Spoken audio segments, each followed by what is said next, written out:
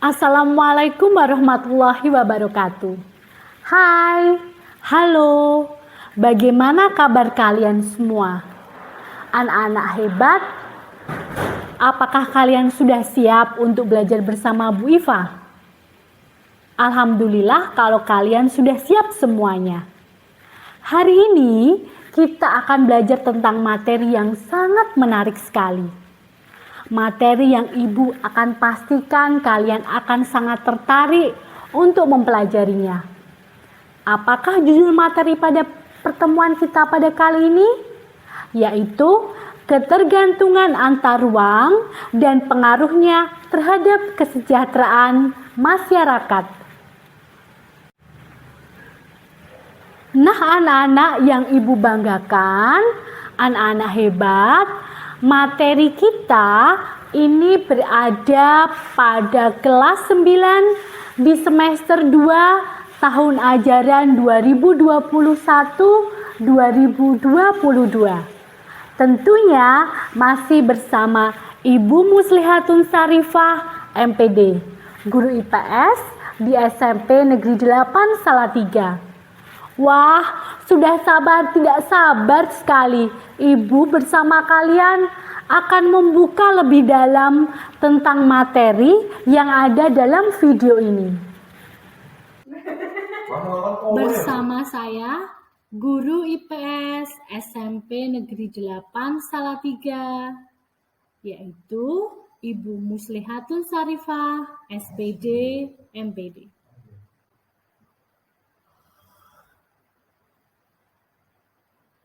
Kompetensi inti: memahami, menerapkan, dan menganalisis pengetahuan faktual dan konseptual, prosedural, dan metakognitif berdasarkan rasa ingin tahunya tentang ilmu pengetahuan, teknologi, seni budaya, dan humaniora dengan wawasan kemanusiaan, kebangsaan, dan peradaban terkait penyebab fenomena dan kejadian, serta menerapkan pengetahuan prosedural pada bidang kajian yang spesifik sesuai dengan bakat dan minatnya untuk memecahkan masalah.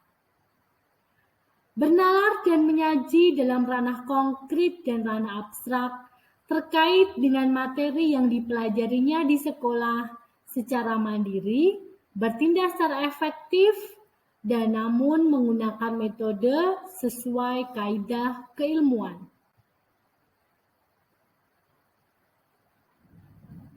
Kompetensi dasar 3.1. Menganalisis ketergantungan antar ruang dilihat dari konsep ekonomi, produksi, distribusi, konsumsi, harga, pasar, dan pengaruhnya terhadap migrasi penduduk, transportasi, lembaga sosial dan ekonomi, pekerjaan, pendidikan, dan kesejahteraan. Menyajikan hasil analisis tentang ketergantungan antar ruang dilihat dari konsep produksi, distribusi, konsumsi, harga, pasar, dan pengaruhnya terhadap migrasi, transportasi, lembaga sosial dan ekonomi, pekerjaan, pendidikan, dan kemasyarakatan. Adapun tujuan pembelajaran pada materi ini, setelah mempelajari materi ini, siswa dapat 1. Menjelaskan hakikat perdagangan internasional. 2. Menelaah pengertian dan subsektor ekonomi kreatif. 3.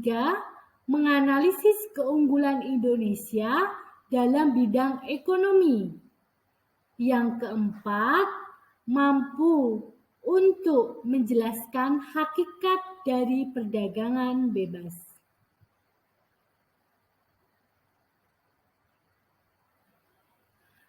Kita masuk ke dalam pembahasan perdagangan internasional. Definisi perdagangan internasional adalah Kegiatan transaksi, pembelian dan penjualan yang melibatkan dua orang individu antar negara. Terdapat transaksi jual-beli yang melibatkan suatu negara dengan negara lain.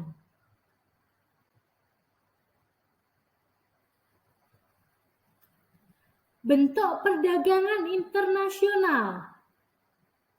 Ada satu, multilateral, yaitu perdagangan yang melibatkan dan dilakukan oleh setiap negara tanpa batasan-batasan wilayah atau jumlah pihak yang bekerja sama.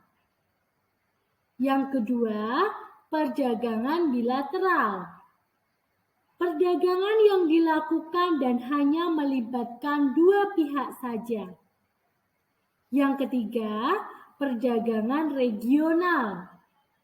Perdagangan yang melibatkan atau dilakukan oleh pihak yang berada dalam satu kawasan.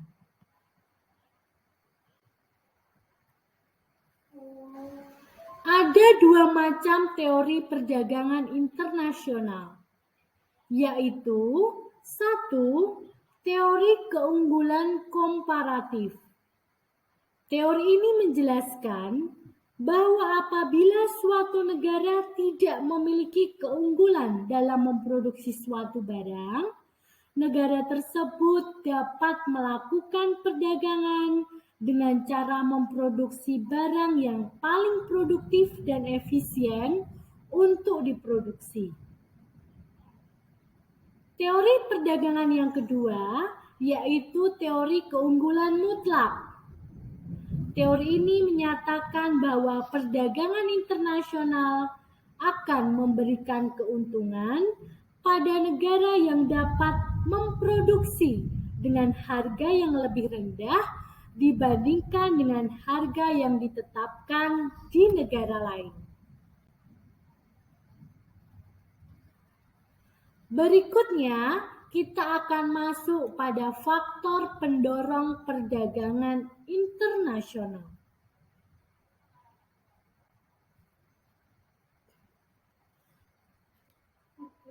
Ada 4 faktor pendorong perdagangan internasional, yaitu yang pertama, perbedaan sumber daya alam. Yang kedua, penghematan biaya produksi. Yang ketiga, perbedaan penguasaan teknologi. Yang keempat, pemenuhan kebutuhan nasional. Anak-anak yang Ibu sayangi, kita akan bahas satu persatu dari faktor pendorong perdagangan internasional ini. Yang pertama, perbedaan sumber daya alam. Kondisi setiap negara berbeda-beda, mengakibatkan setiap negara memiliki kekayaan sumber daya alam yang berbeda-beda pula. Pada dasarnya, sumber daya alam adalah faktor produksi negara. Oleh karena itu, setiap negara memiliki keanekaragaman kondisi produksi. Misalnya, negara Indonesia kaya akan hasil buminya seperti cengkeh, lada, kopi, dan sebagainya. Adapun negara Australia merupakan penghasil hewan ternak seperti sapi. Dengan demikian, kedua negara tersebut dapat melakukan pertukaran. Indonesia membutuhkan daging mengimpor dari Australia, dan Australia mengimpor hasil bumi dari Indonesia. Faktor pendorong yang kedua yaitu penghematan biaya produksi. Produksi yang menggunakan teknologi tinggi seperti pesawat terbang, kapal laut, dan kendaraan bermotor tentu memerlukan biaya produksi yang tinggi. Hal tersebut mulai dari investasi sumber daya manusianya, hingga infrastruktur untuk melakukan produksi barang tersebut.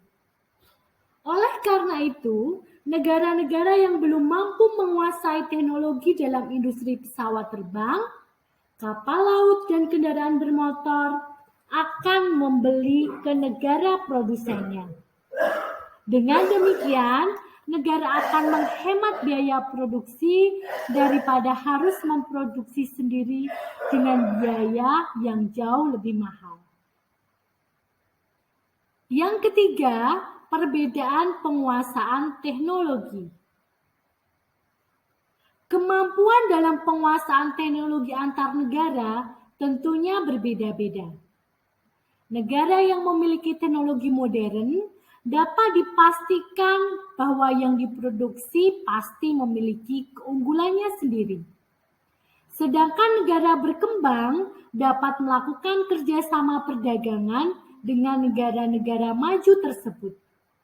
Dengan demikian, negara-negara berkembang dapat memenuhi kebutuhannya dan meningkatkan ilmu pengetahuan dan teknologi.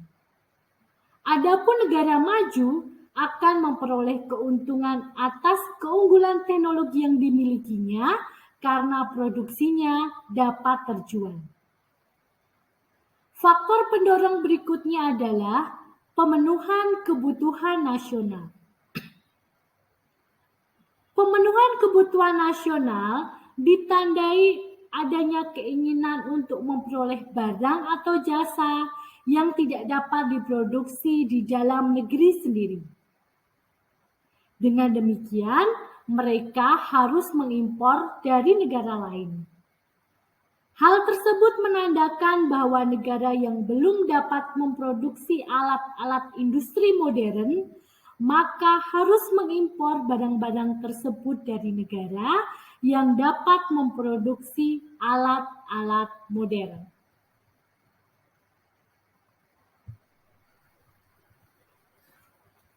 Manfaat dan hambatan perdagangan internasional. Manfaat perdagangan internasional yaitu setiap negara dapat meningkatkan hubungan persahabatan serta persaudaraan yang terjalin antara pihak yang melakukan kerjasama. Yang kedua, mencegah munculnya perdagangan produk-produk ilegal.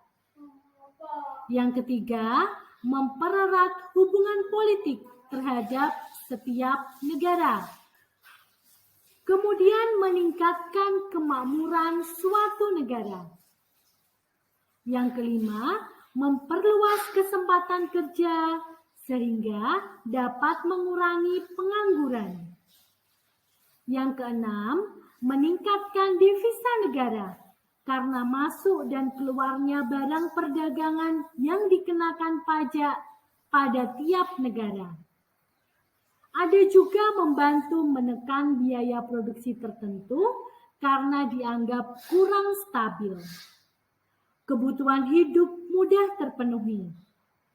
Ada manfaat yang berkaitan dengan peningkatan iptek dalam meningkatkan alat-alat produksi negaranya. Ada juga keuntungan spesialisasi produk yang memiliki ciri khas yang tidak dapat dihasilkan oleh negara lain.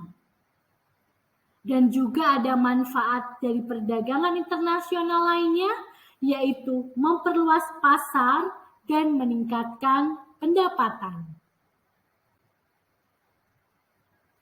Anak-anak, kalau tadi ada manfaat perdagangan, sekarang kita akan membahas tentang faktor penghambat perdagangan internasional.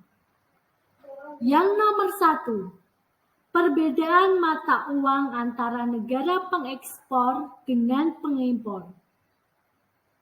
Yang kedua, adanya organisasi ekonomi yang mementingkan negara anggotanya.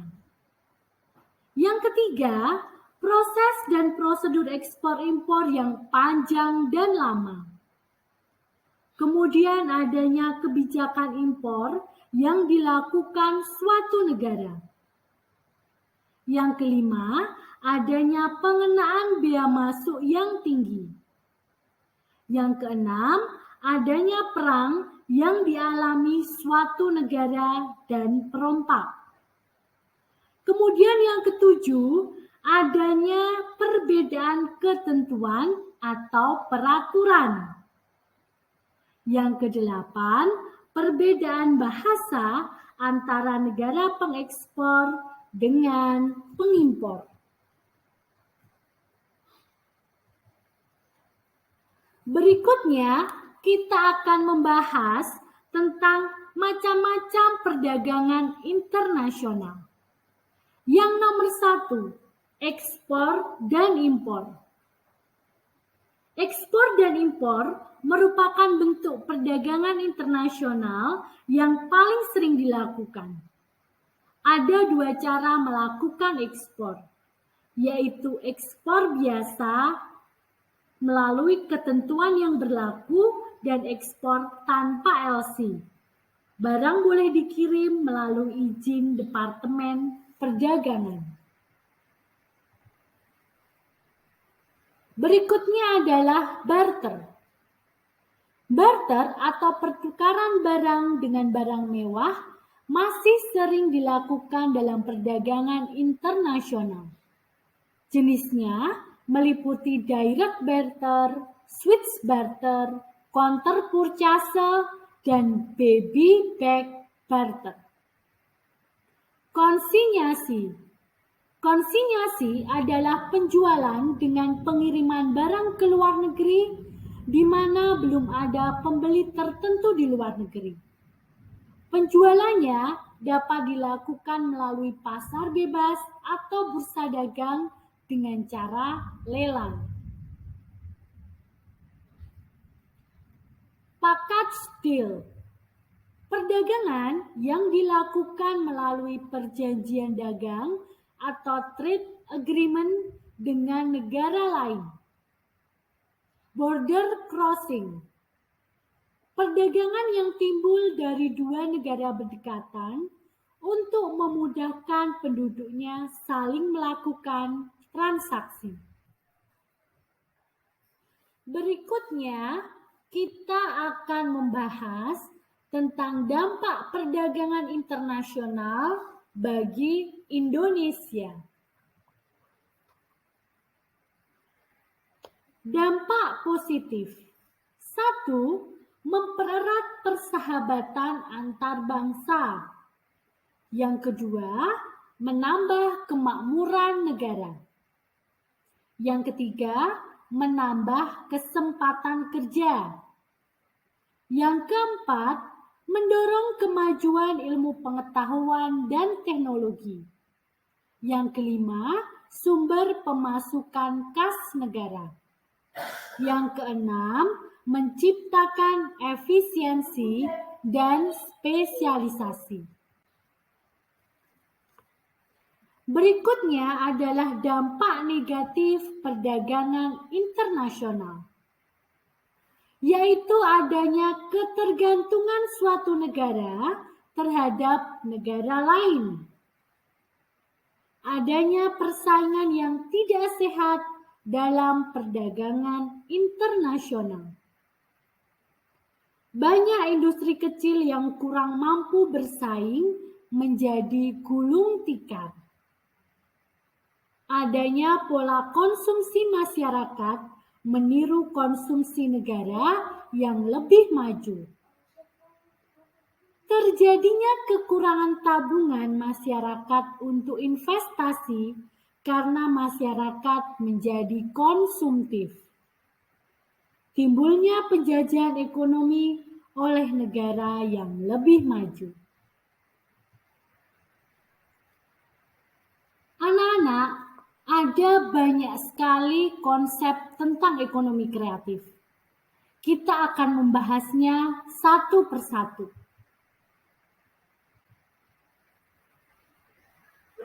Beberapa konsep kreatif yaitu di era globalisasi dan konektivitas mengubah cara bertukar informasi. berdagang dan konsumsi dari produk-produk budaya dan teknologi dari berbagai tempat di dunia. Dunia menjadi tempat yang sangat dinamis dan kompleks, sehingga kreativitas dan pengetahuan menjadi suatu aset yang tak ternilai dalam kompetensi dan pengembangan ekonomi. Ekonomi kreatif adalah sebuah konsep yang menempatkan kreativitas dan pengetahuan sebagai aset utama dalam menggerakkan ekonomi. Konsep ini telah memicu ketertarikan berbagai negara untuk melakukan kajian seputar ekonomi kreatif dan menjadikan ekonomi kreatif model utama pengembangan ekonomi.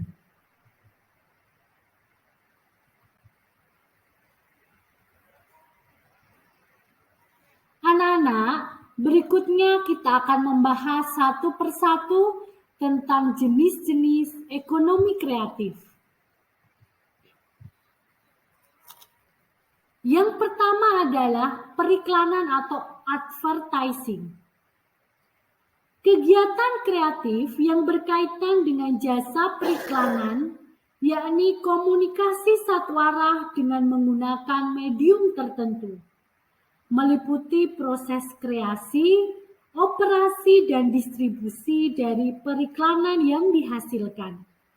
Misalnya riset pasar, perencanaan komunikasi periklanan, media periklanan luar ruang, produksi material periklanan, promosi, dan kampanye relasi publik.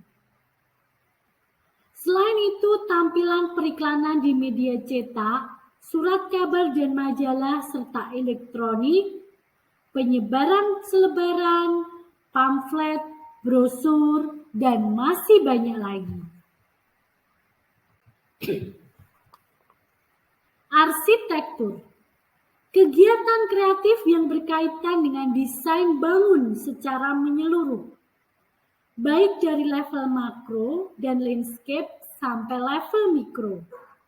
Misalnya arsitektur taman, perencanaan kota, perencanaan biaya konstruksi, konservasi bangunan warisan sejarah, pengawasan konstruksi, perencanaan kota, konsultasi kegiatan teknik dan rekayasa seperti bangunan sipil, serta rekayasa mekanika dan elektrikal.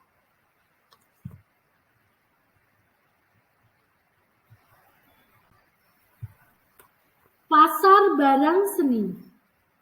Kegiatan kreatif yang berkaitan dengan perdagangan barang-barang asli, unik dan langka, serta memiliki nilai estetika seni dan sejarah yang tinggi melalui lelang, galeri, toko, pasar swalayan, dan internet, meliputi barang-barang musik, percetakan, kerajinan, automobil, dan film.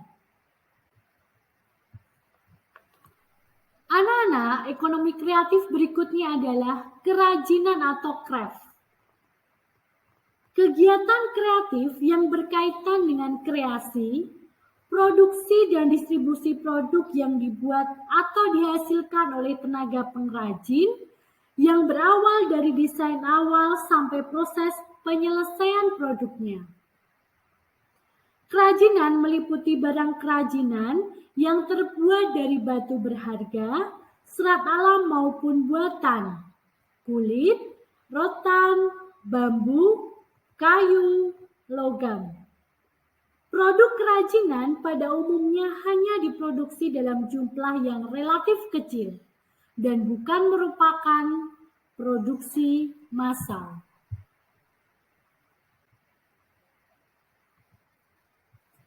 Desain. Kegiatan kreatif yang terkait dengan kreasi desain grafis, desain interior, desain produk, desain industri, konsultasi identitas perusahaan dan jasa riset pemasaran, serta produksi kemasan dan jasa pengepakan.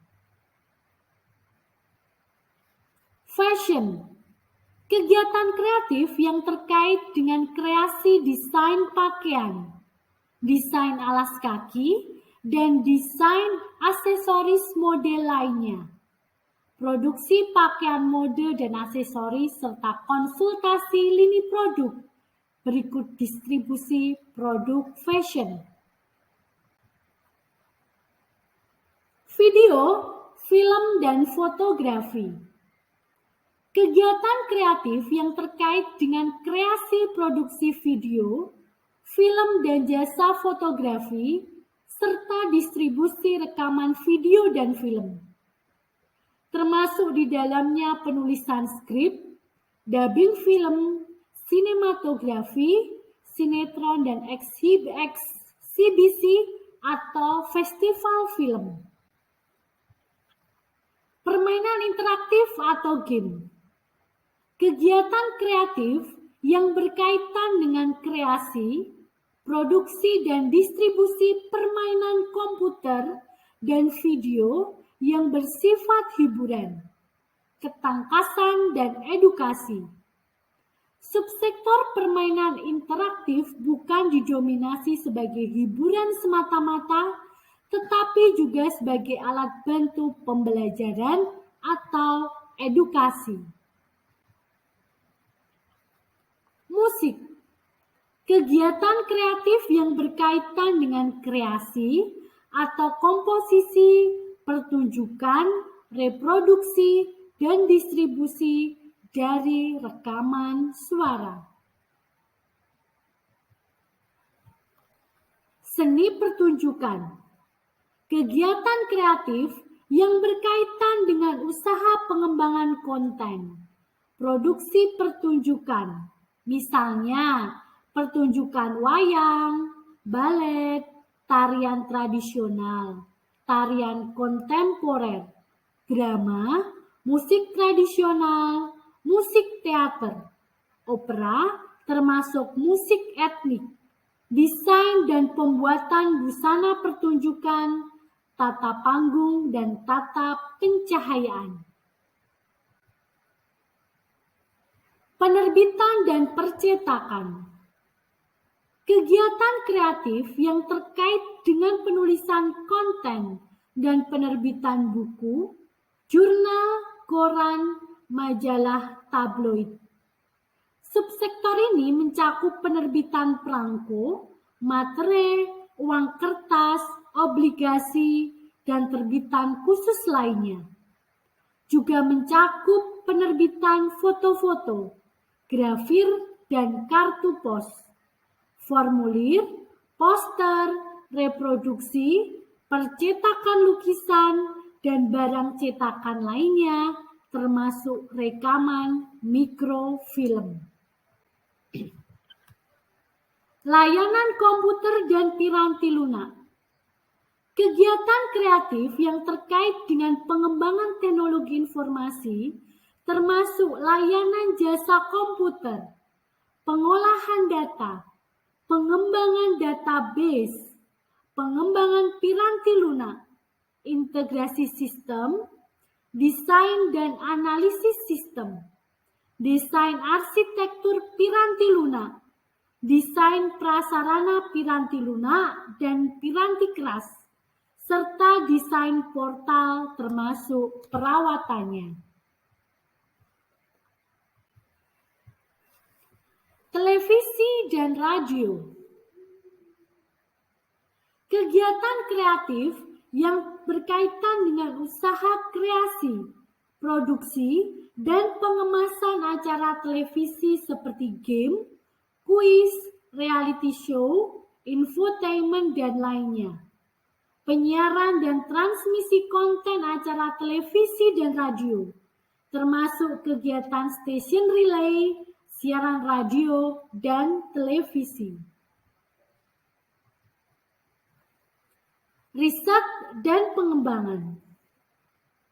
Kegiatan kreatif terkait dengan usaha inovatif yang menawarkan penemuan ilmu dan teknologi serta mengambil manfaat terapan dari ilmu dan teknologi tersebut guna perbaikan produk dan kreasi produk baru, proses baru, material baru, alat baru, metode baru, dan tentunya teknologi baru yang dapat memenuhi kebutuhan pasar, termasuk yang berkaitan dengan humaniora, seperti penelitian dan pengembangan bahasa, sastra, seni, serta jasa konsultasi bisnis dan manajemen. Beberapa kendala yang dihadapi dalam pengembangan ekonomi kreatif yaitu 1. Pengembangan industri kreatif belum optimal. Yang kedua, pengembangan konten, kreasi, dan teknologi kreatif belum optimal. Yang ketiga, kurangnya perluasan dan penetrasi pasar bagi produk jasa kreatif di dalam dan di luar negeri. Selanjutnya, lemahnya institusi industri kreatif. Minimnya akses pembiayaan pelaku sektor ekonomi kreatif dan pengembangan sumber daya ekonomi kreatif belum optimal, baik sumber daya alam maupun sumber daya manusianya. Berikutnya, kita akan melihat manfaat dari ekonomi kreatif, yaitu 1. Bisnis UMKM yang makin berkembang, karena sebagian besar bisnis ini berada di industri kreatif. Beberapa masalah UMKM di Indonesia seperti pemasaran, promosi, manajerial, informasi, SDM, teknologi, desain jejaring, dan pembiayaan diharapkan bisa segera teratasi. Ekonomi kreatif mampu menjadi penggerak utama perekonomian nasional. Manfaat yang kedua, mengurangi tingkat kemiskinan. Dengan adanya industri kreatif diharapkan akan memunculkan berbagai lapangan pekerjaan sehingga akan mengurangi angka pengangguran. Hal tersebut akan berdampak kepada pengurangan angka kemiskinan di Indonesia. Selanjutnya, mengurangi tingkat pengangguran. Setiap industri kreatif akan mampu mengurangi angka pengangguran. Industri kreatif akan menciptakan lapangan kerja baru yang justru akan membawa dampak positif bagi perekonomian negara.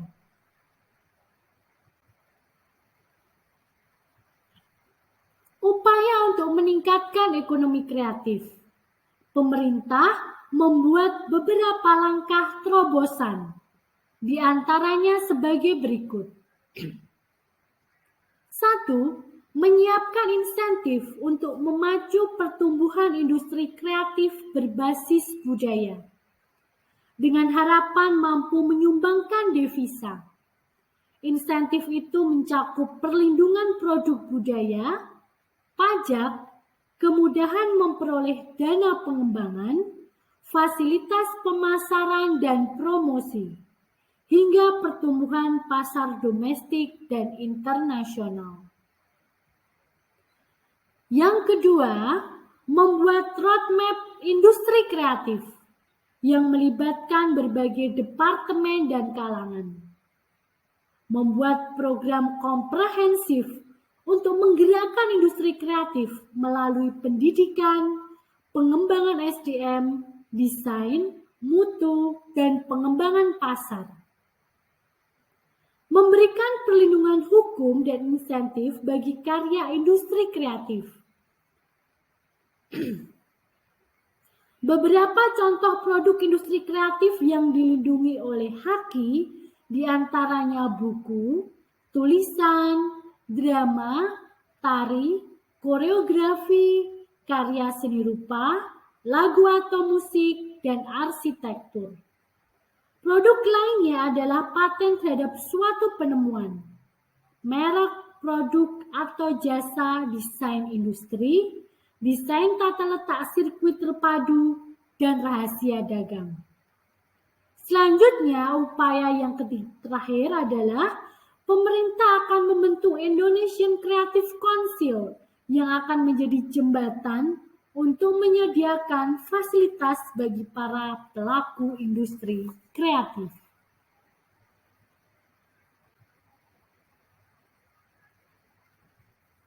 Anak-anak yang Ibu banggakan dan Ibu sayangi, materi selanjutnya adalah tentang memanfaatkan persaingan sebagai peluang untuk meraih keunggulan ekonomi bangsa. Baik anak-anak, bisa dilihat pada gambar di depan kalian, setiap negara pasti memiliki keunggulan. Begitu pula negara kita. Keunggulan Indonesia dipaparkan sebagai berikut. Yang nomor 1 adalah keunggulan iklim di Indonesia. Indonesia memiliki 2 musim, yaitu musim kemarau dan musim penghujan. Iklim tropis mengakibatkan Indonesia mendapatkan atau mengalami 2 musim tersebut yang selalu datang berganti setiap 6 bulan sekali dalam 1 tahun. Kondisi ini berbeda dengan negara-negara di Eropa dan Australia yang memiliki musim dingin. Iklim tropis dan muson yang dimiliki oleh negara Indonesia memberikan keuntungan dan kelebihan pada berbagai bidang seperti 1. Bidang pertanian, 2. Bidang pariwisata. Yang ketiga, bidang industri. Keunggulan berikutnya yaitu keunggulan geostrategis di Indonesia. Indonesia dikatakan strategis karena letaknya yang berada di antara 2 benua dan 2 samudra, yaitu benua Asia dan benua Australia, serta Samudra Pasifik dan Samudra Hindia. Hal tersebut yang mengatakan bahwa wilayah Indonesia ibarat berada di persimpangan lalu lintas perdagangan internasional. Terbukti dengan beberapa perdagangan negara di Asia dan Australia atau negara-negara lain melewati wilayah-wilayah Indonesia, baik itu laut, udara, maupun darat. Keunggulan berikutnya adalah keunggulan tanah di Indonesia. Negara Indonesia yang kaya akan gunung berapi merupakan suatu keunggulan tersendiri. Hal tersebut karena negara Indonesia kaya akan tanah yang subur. Wilayah Indonesia yang berada di daerah vulkanis merupakan faktor adanya kesuburan tanah di negara ini. Letusan gunung berapi yang mengeluarkan abu vulkanis dapat dijadikan sebagai penyubur tanah. Tanah Indonesia yang subur cocok untuk ditanami berbagai tanaman. Kondisi tanah tersebut membuat tanaman di Indonesia mampu tumbuh di berbagai ketinggian dan iklim. Berikutnya kita akan masuk pada pengembangan pusat-pusat keunggulan ekonomi untuk kesejahteraan masyarakat. Pusat-pusat keunggulan ekonomi di Indonesia ada PT Freeport. PT Freeport Indonesia merupakan perusahaan yang bergerak di bidang pertambangan yang meliputi menambang, memproses dan melakukan eksplorasi terhadap biji yang mengandung tembaga, emas, dan perak.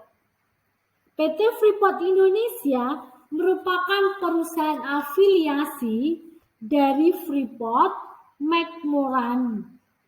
Lokasi ini berada di kawasan Mimika, Provinsi Papua, Indonesia.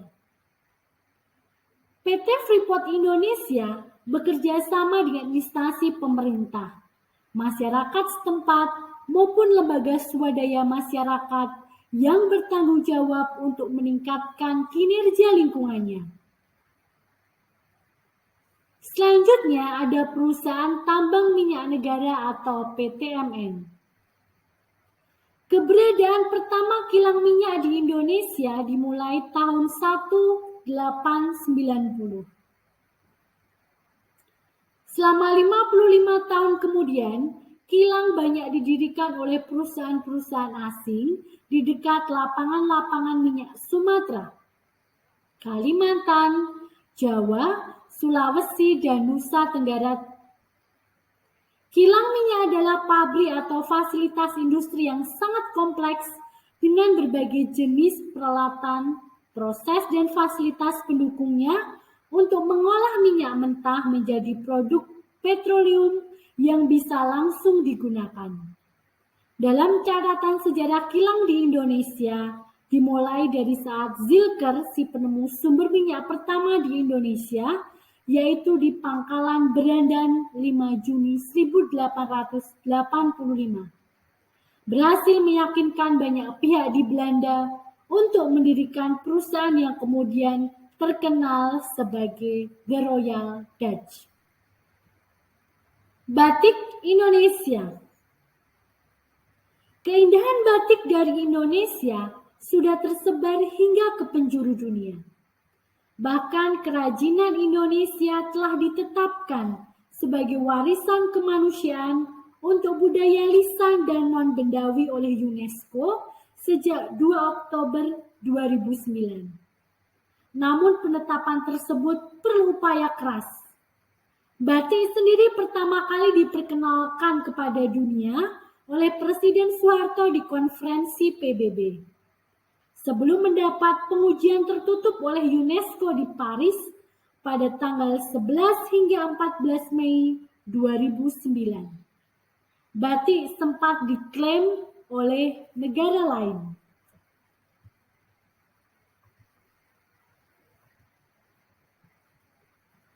Pengaruh yang ditimbulkan dari pusat pertumbuhan yang berkembang di suatu wilayah sebagai berikut. Yang pertama yaitu pemusatan sumber daya manusia. Munculnya pusat pertumbuhan di suatu wilayah akan menarik tenaga kerja yang banyak. Para pekerja dari luar wilayah akan pindah dan menetap di wilayah pusat pertumbuhan sehingga terjadi pemusatan penduduk atau sumber daya manusia.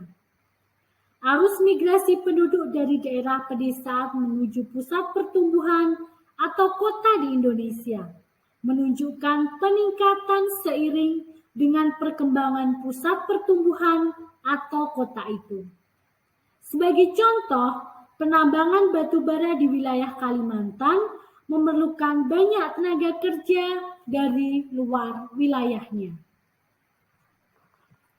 Yang kedua adalah perkembangan ekonomi. Pusat pertumbuhan yang muncul di suatu wilayah akan meningkatkan kegiatan perekonomian di wilayah itu. Banyaknya kesempatan kerja dari berbagai bidang dan arus barang kebutuhan hidup berdampak pada perkembangan usaha-usaha ekonomi lain. Sebagai contoh, munculnya pusat pertumbuhan yang berawal dari kegiatan penambangan batu bara, merangsang tumbuhnya kegiatan-kegiatan ekonomi lain, seperti warung makan, pasar, penginapan, toko kelontong, usaha transportasi, dan tempat hiburan. Usaha transportasi dapat mendorong tumbuhnya penjualan alat-alat transportasi dan perbengkelan.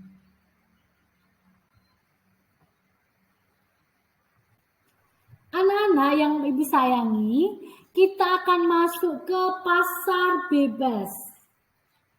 Pasar bebas atau globalisasi ekonomi merupakan suatu proses kegiatan ekonomi dan perdagangan di mana negara-negara di seluruh dunia menjadi satu kekuatan pasar yang semakin terintegrasi. Dengan tanpa rintangan batas teritorial negara. Pasar bebas mengharuskan penghapusan seluruh batasan dan hambatan terhadap arus modal, barang, dan jasa. Ketika pasar terjadi, batas-batas suatu negara akan menjadi kabur dan keterkaitan antara ekonomi nasional dengan perekonomian internasional akan semakin erat. Globalisasi perekonomian di satu pihak akan membuka peluang pasar produk dari dalam negeri ke pasar internasional secara kompetitif. Sebaliknya juga membuka peluang masuknya produk-produk global ke dalam pasar domestik.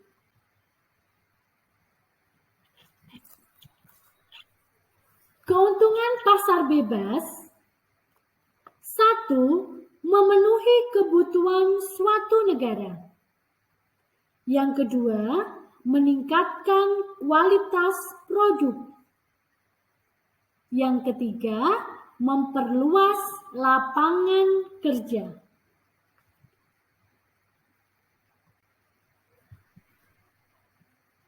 Adapun kerugian pasar bebas: 1. Menghambat pertumbuhan industri dalam negeri. Yang kedua, banyak tenaga kerja yang tidak terserap. Kemudian yang ketiga, mengurangi pendapatan negara. Baik anak-anak, kita akan menuju ke organisasi pasar bebas di dunia. Berikut merupakan beberapa organisasi pasar bebas di dunia. Yang pertama yaitu Masyarakat Ekonomi ASEAN atau MEA. MEA memungkinkan suatu negara menjual barang dan jasa dengan mudah ke negara-negara di seluruh Asia Tenggara. Hal tersebut dilakukan agar ASEAN dapat menyaingi Tiongkok dan India dalam menarik investor asing. Penanaman modal asing di wilayah ini sangat dibutuhkan untuk meningkatkan lapangan pekerjaan dan meningkatkan kesejahteraan. Masyarakat ekonomi ASEAN tidak hanya membuka arus perdagangan, barang atau jasa, tetapi juga pasar tenaga kerja profesional seperti dokter, pengacara, akuntan, dan lain sebagainya. Tujuan utama dari dibentuknya masyarakat ekonomi ASEAN adalah 1. Menciptakan pasar tunggal yang mencakup negara-negara ASEAN sekaligus pusat produksi. Yang kedua, meratakan pemberdayaan ekonomi ASEAN dengan sasaran utama revitalisasi usaha kecil dan menengah. Hal tersebut terutama bagi negara Kamboja, Myanmar, Laos, dan Vietnam. Yang ketiga, menjadikan ASEAN sebagai kawasan berdaya saing ekonomi tinggi yang ditandai dengan dikuatkannya peraturan dalam kompetisi ekonomi. Hal tersebut meliputi perlindungan konsumen, hak atas kekayaan intelektual atau HAKI, perpajakan, kelancaran aktivitas e-commerce, dan pengembangan infrastruktur. Tujuan dari masyarakat MEA yang selanjutnya adalah mengintegrasikan ekonomi kawasan dengan ekonomi global dengan tujuan dasar untuk meningkatkan peran serta ASEAN dalam percaturan kebijakan global. Semua dilakukan dengan proses pendekatan yang koheren antara ekonomi regional dan global. Hal ini tentu adalah salah satu sisi positif, sebab nantinya masukan negara-negara ASEAN dianggap penting.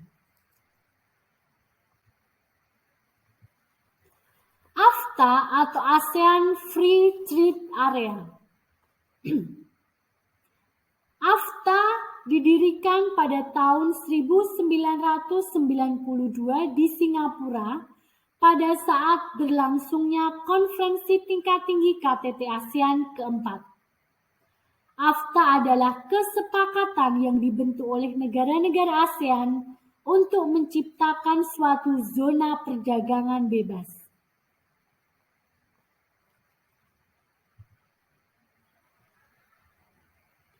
Latar belakang terbentuknya AFTA adalah adanya perubahan eksternal, yaitu pada masa transisi terbentuknya New World Order atau tatanan dunia baru.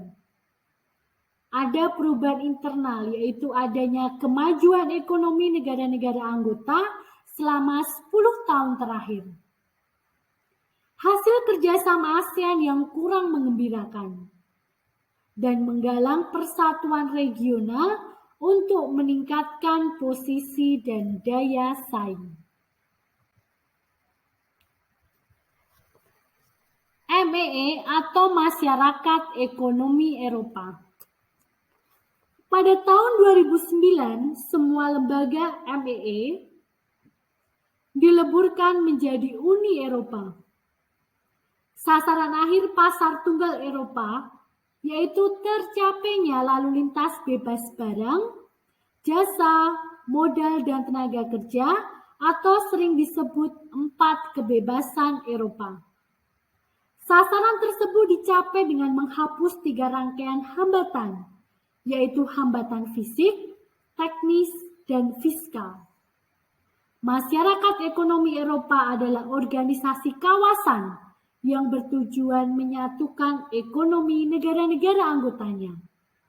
Organisasi ini dibentuk melalui Perjanjian Roma tahun 1957. Setelah Uni Eropa dibentuk pada tahun 1993, MEE disatukan dan berganti nama menjadi Masyarakat Eropa. APEC. APEC singkatan dari Asia Pacific Economic Cooperation atau Kerjasama Ekonomi Asia Pasifik adalah forum ekonomi 21 negara di lingkar Pasifik. Pada Januari 1989, Perdana Menteri Australia mengusulkan untuk didirikannya kerjasama ekonomi yang lebih efektif untuk kawasan Asia Pasifik.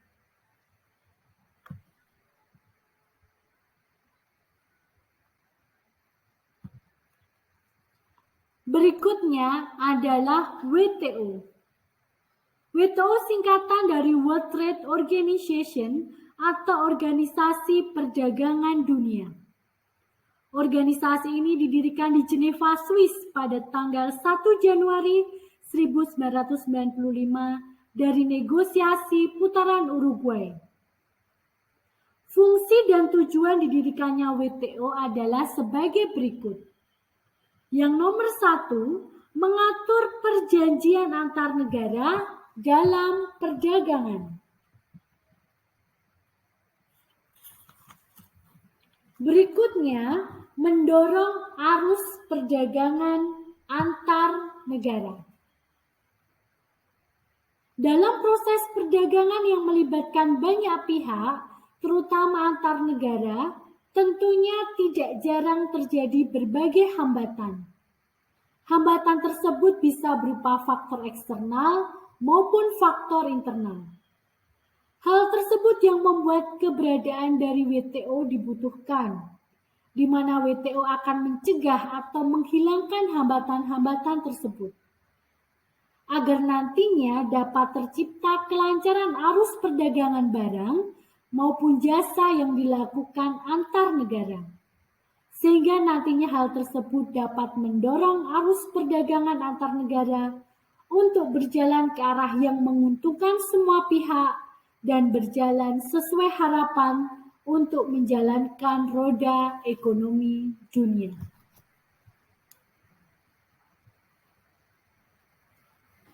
Baik anak-anak yang Ibu sayangi dan Ibu banggakan, setelah kita mempelajari banyak sekali materi di depan, kan kita sama-sama menyimpulkan untuk materi kita pada pertemuan ini. Yang pertama, Perdagangan menimbulkan dampak positif dan dampak negatif. Dampak positif dari perdagangan internasional antara lain mendorong kegiatan produksi, meningkatkan pertumbuhan ekonomi, memperluas lapangan kerja dan majunya lembaga keuangan.